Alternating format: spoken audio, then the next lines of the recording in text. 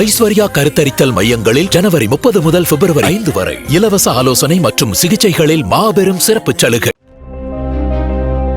நாடாளுமன்றத்தில் நிதியமைச்சர் நிர்மலா சீதாராமன் தாக்கல் செய்த 2026-27 ஆண்டுக்கான பட்ஜெட்டில் ₹1 வரவு செலவு விவரங்கள் தெரிவிக்கப்பட்டுள்ளன. அதன்படி கடன்கள் மூலம் 24 பைசா, வருமான வரி மூலம் 21 பைசா, கார்ப்பரேட் வரி மூலம் 18 பைசா, ஜிஎஸ்டி மற்றும் இதர வரிகள் மூலம் 15 பைசா, வரி அல்லாத வருவாய் மூலம் 10 பைசா, மத்திய கலால் வரி மூலம் 6 பைசா, சுங்க வரி மூலம் 4 பைசா, மூலதன வருவாய் மூலம் 2 பைசா கிடைப்பதாக தெரிவிக்கப்பட்டது.